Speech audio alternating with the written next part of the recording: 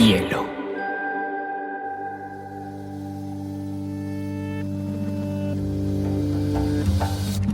Coincide con la noción de estilo tal como se define en el diccionario. La lectura debe ser una de las formas de la felicidad y no se puede obligar a nadie a ser feliz. Pero no tengo idea de lo que va a suceder después. Entonces mi vida debe escribir esa situación. Y digamos que el cuento se escribe así. Y a mí la cosa más importante que me ha pasado en la vida ha sido aprender a leer una pizca de exageración en esa frase.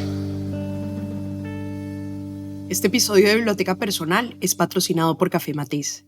No hay mejor combinación de maestría para acompañar nuestras lecturas que con un delicioso café colombiano. Aprovechamos que estábamos en pleno High Festival en la ciudad de Jericó para conocer a Laura Restrepo y, obviamente, conversar con ella. Nos perdonarán todos los sonidos de fondo, pero se imaginarán que era una feria muy bullosa y no pudimos evitar algunas interrupciones, aunque la conversación, créanme, vale la pena. Hoy estamos en un nuevo episodio de Biblioteca Personal. Habla María José Castaño y estoy acá con una de las grandes escritoras colombianas, Laura Restrepo, que estudió Filosofía y Letras en la Universidad de los Andes, después hizo un posgrado también en Ciencia Política y ha escrito bastantes obras diferentes, tanto de ficción como no ficción, como Delirio, Los Divinos, La Canción de los Amantes, Pecado, entre muchas otras. Laura, qué emoción tenerte en este espacio. Pues qué dicha, María José, un placer para mí conversar contigo. Quería, Laura, que arrancáramos un poquito por tu cercanía a las letras. Sé que tuviste una infancia muy particular por unos papás muy chéveres, además, ¿no? Que te inculcaron una educación diferente, muy autodidacta. Cuéntanos un poquito, primero de esa educación de tu infancia y después de cómo llegaste a los libros. Mira, sí, un par de papá, un papá y una mamá, una gente tan divertida, tan encantadora. Mi mamá había sido heredera de una fortuna grande, mi papá era de una clase media, pero entraba el cheque que le daban a mi madre de la fortuna. En ese tiempo las mujeres no las dejaban gestionar la fortuna, pero les pasaban, ¿cierto? Eran los hermanos varones los que gestionaban. Entonces mi padre desde el principio dijo que él no iba a invertir eso, él nunca fue negociante, no le interesaba eso, y se lo metió a viajar. Y era un fascinado por los viajes, por descubrir sitios distintos, por explorar, un tipo muy libertario, sin ser un hombre de izquierda, pero desprendido de las instituciones, ¿me entiendes? A él no le gustaban ni los clubes sociales, ni las iglesias, de hecho no le gustaban los médicos, también por eso murió tan joven. Y lo que le encantaba era agarrar a la familia, que era mi mamá, mi hermana y yo, y montarnos en un Volkswagen. Nunca quiso tener otro coche que no fuera el escarabajito y echar a andar, no montaba en avión mi padre. Entonces para atravesar el Atlántico era montando el Volkswagen en un barco. Y a donde llegábamos, a veces nos metían a colegios y a veces no. O a veces iba mi hermana al colegio y yo no, y en otro lugar cambiábamos. Pero, por ejemplo, los conciertos, las ruinas, los museos, permanentemente como en un proceso de aprendizaje a través de ellos dos. Y la lectura también, eran muy buenos lectores. Entonces eso fue muy buena parte de la infancia, muy feliz en esa burbuja que era ese Volkswagen que andaba de un lado para el otro, como te digo, con unas épocas sedentarias que parábamos en algún sitio y ahí íbamos al colegio. Algunas veces mi hermana y yo protestábamos mucho que nos sacaran porque de todas maneras siempre era el desarraigo. Pero en general yo creo que creíamos que la vida era eso, ¿cierto? Rodar y una familia muy feliz y en un proceso de aprendizaje muy extraño pero muy intenso. Por ejemplo, yo creo que cuando yo tenía unos 12 años, mi hermana más chiquita, habíamos rodado por museos y teníamos una maleta llena de postales y cuando estábamos en el hotel jugamos a sacar las postales y a reconocer los cuadros.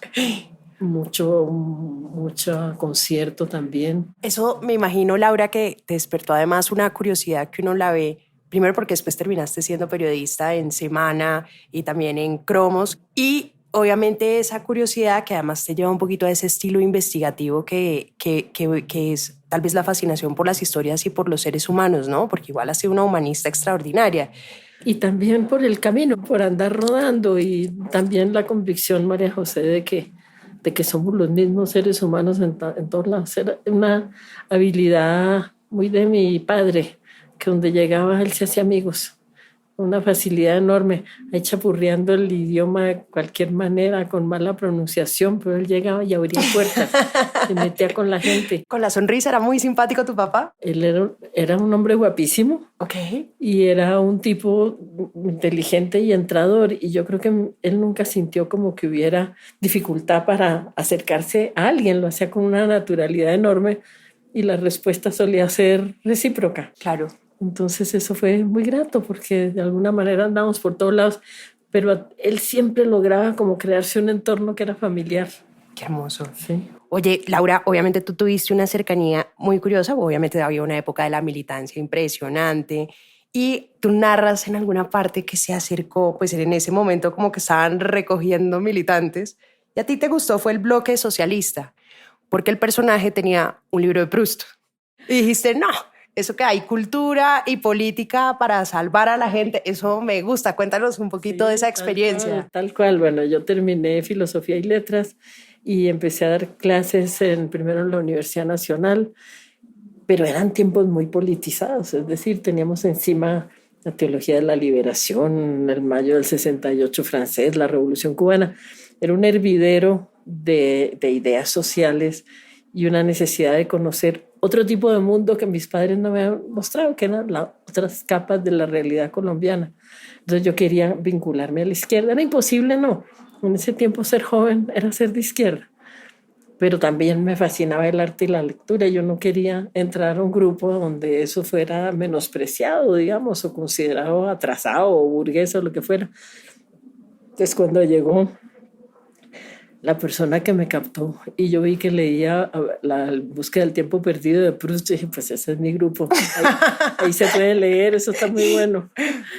¿Cuáles fueron esas lecturas que te formaron joven? ¿Cuáles te despertaron? Yo sé que es muy difícil preguntar, pero uno siempre tiene como esos libros que guardan el corazón y que guardan el alma y uno dice, fue pucha, me marcaron, sea como hoy para escritora, pero también como la persona que eres.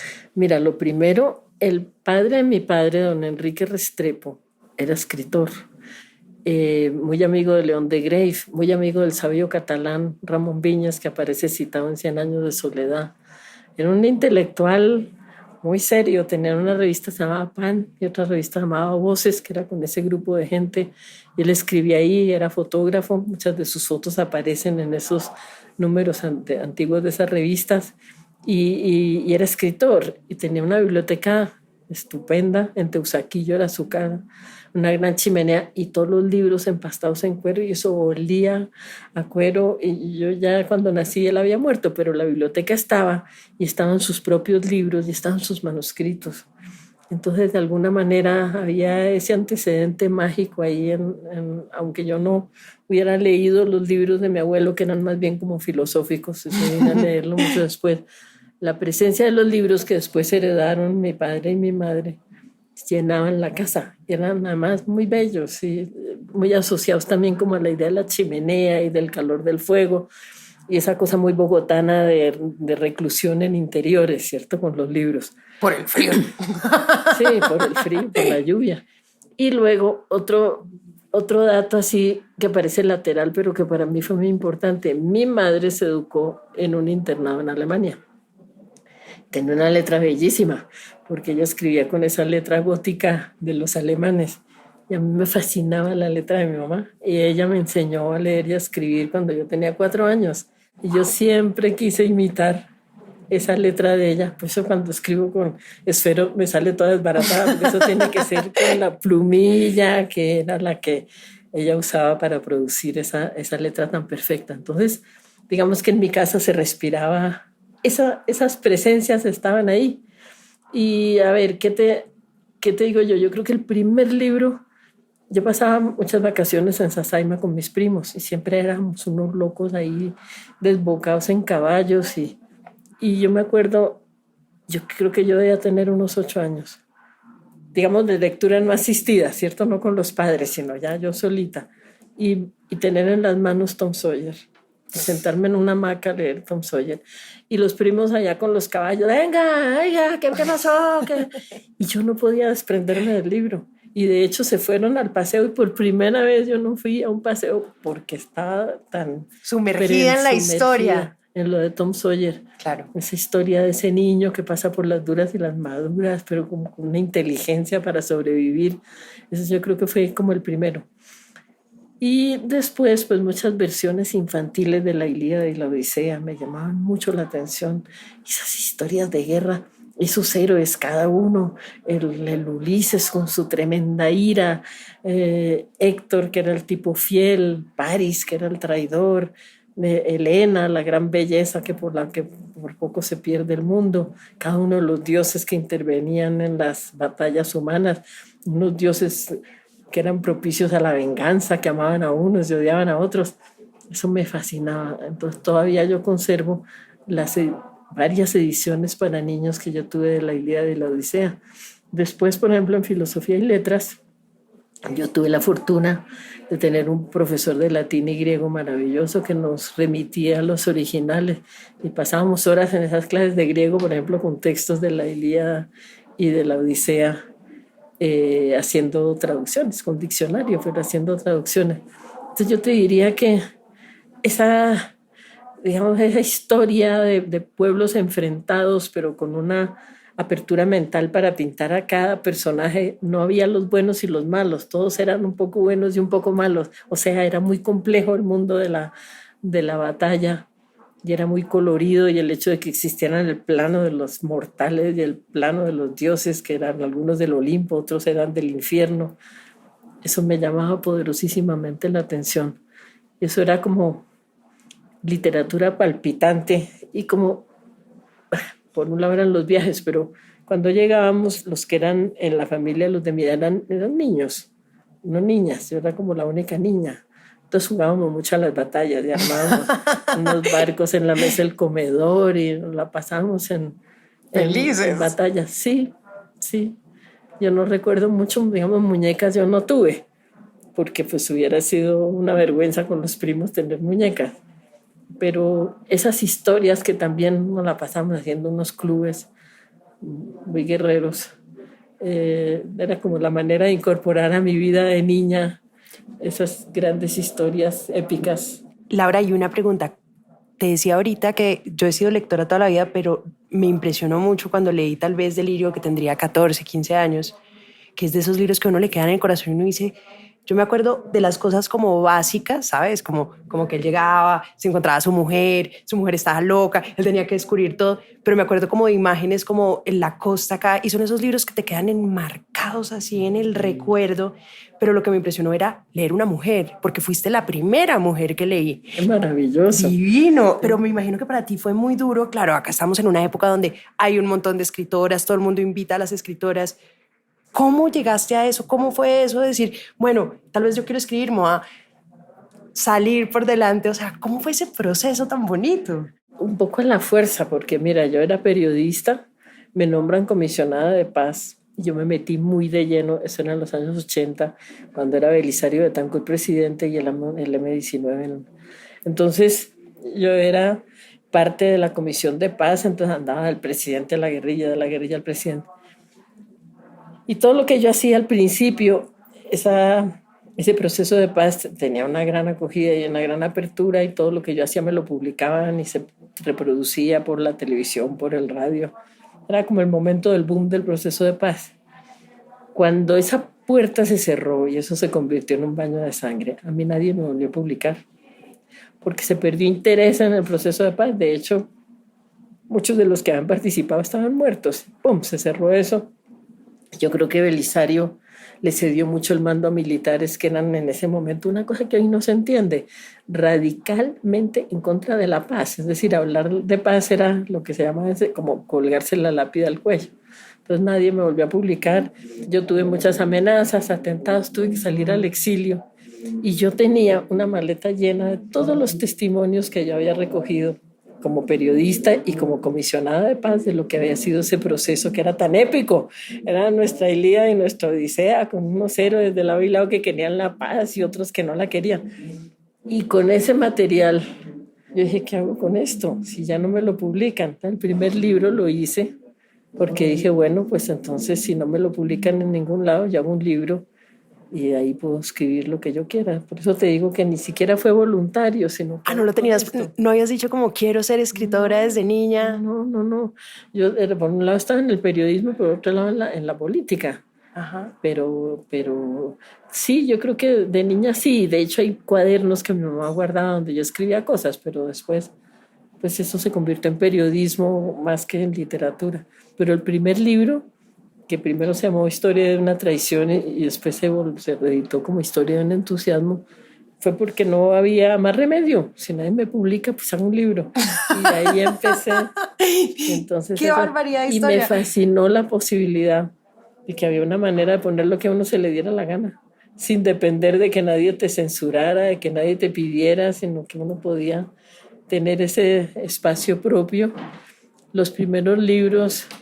sí era duro, digamos que se vendían 700 copias y el resto lo picaban y yo tenía que, digamos, yo escribía de noche y trabajaba de día, pero nunca como una sensación de frustración nunca tuve, porque era tan milagroso que te publicaran algo, que te pagaran 2 centavos o que después te dijeran que no se vendió, no importaba, el libro existía, estaba ahí, era mi libro. Y eso era suficiente para mí. Yo no podía vivir de los libros, pero pues vivía de otra cosa ahí. Laura, ¿y cómo empezó a ser tu relación con los lectores? Me ha llamado mucho la atención que hay lectores que les cambia la vida un libro tuyo, hay lectores que empiezan a leer gracias a ti. Cuéntame, ¿qué te ha impresionado más como este impacto? Por ejemplo, Delirio fue un libro que fue un boom, pues fue premio Alfaguara, ¿no? ¿Cuál fue esa reacción? ¿Cuáles fueron esas primeras reacciones de esos lectores que te llamaron la atención y dijiste, de pronto acá tengo un espacio bonito para tener un impacto en la gente diferente? Sí, claro, muy relacionado primero como a mi experiencia docente, porque yo fuiste profesora, ¿no? De maestra de escuela pública muy jovencita. Tomaba clases en los Andes y volaba a la escuela pública a repetir lo que me acaban de decir. Y también muy ligada como a la experiencia política, que a mí me fascinaba. Ese primer libro, Historia de un entusiasmo, se publicó en Colombia y como había tal silencio sobre lo que había pasado en ese proceso de paz, ese libro se vendió, yo creo que es el libro mío que más ha vendido. Se vendió, se pirateó, se reprodujo por montones y me permitió a mí un acceso maravilloso a este país. Pues yo lo tenía a través de Semana, pero lo de Semana era pues una cosa, digamos, mucho más contenida, con una política editorial que no manejábamos los de la redacción. Fue una escuela fantástica, pero este libro me abrió el contacto con montones de gente que estaba peleando por la paz y que estaba en la actividad por la paz. Entonces el libro se había vuelto también como una herramienta de lectura, de leer la propia historia, ya no solamente como El baño de sangre y tal, sino también como una aventura colombiana, ¿cierto? Y ese fue. Después empecé a sacar otros que ya no tuvieron la misma salida. De hecho, se demoraron años en pegar.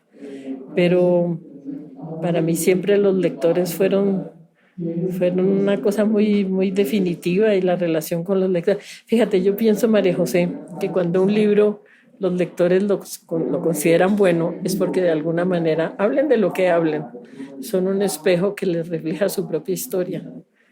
Por un lado es un espejo que refleja tu propia historia, así estés hablando de monjas o de guerreros medievales o de Marte, pero es tu alma la que está en el libro, y en la medida en que tú pones el alma en un libro, el lector también pone la suya, se vuelve como un doble espejo. Entonces la relación con el lector se vuelve fundamental.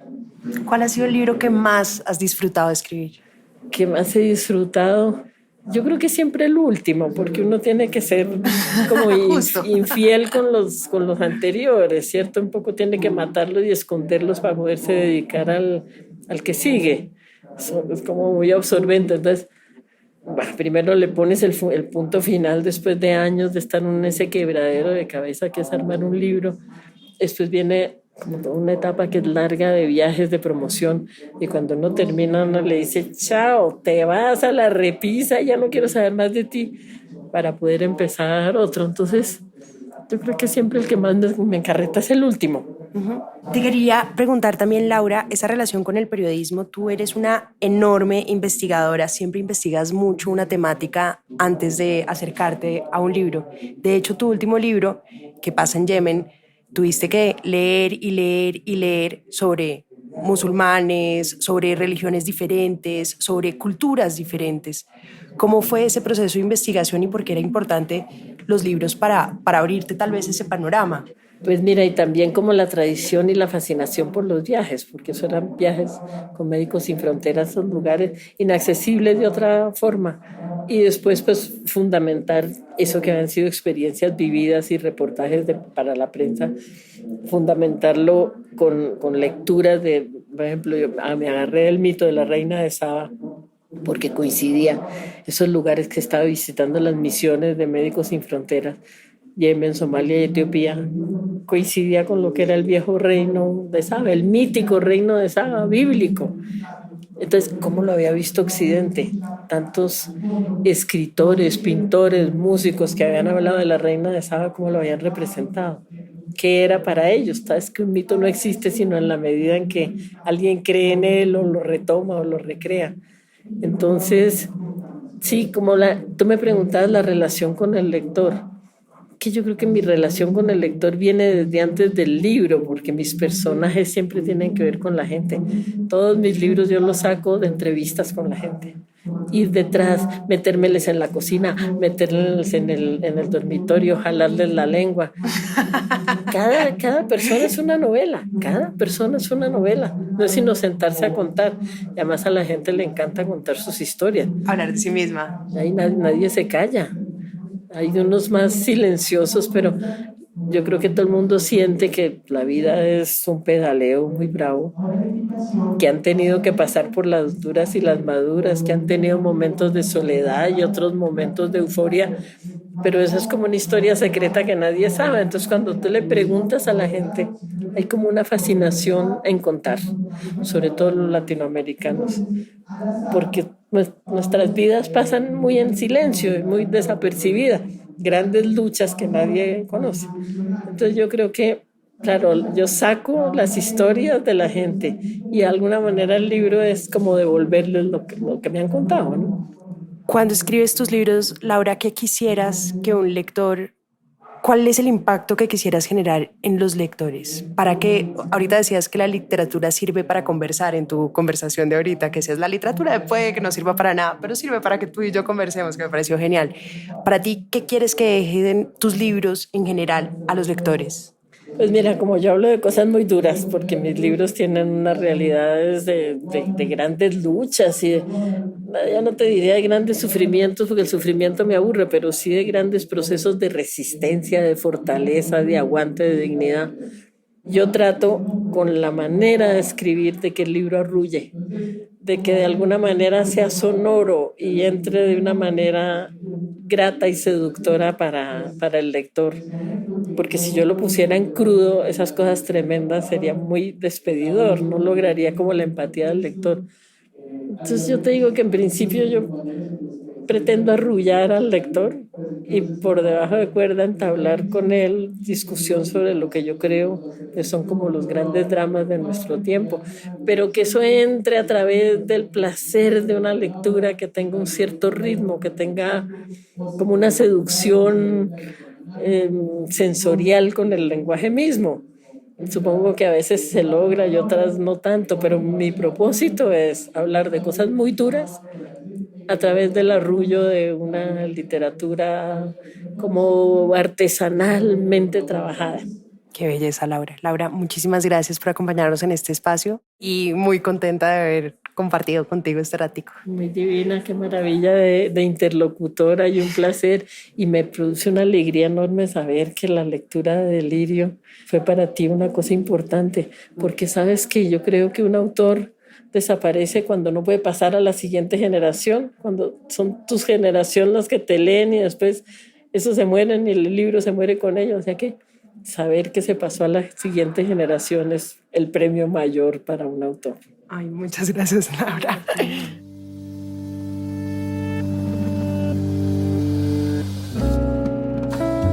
Este es un podcast para contagiar el amor por los libros, porque no hay mejor forma de incentivarlo que desde la divulgación. Ser promotor de lectura es un hobby, pero también un reconocimiento y un agradecimiento implícito a aquellas personas que en nuestra vida nos acercaron a los libros.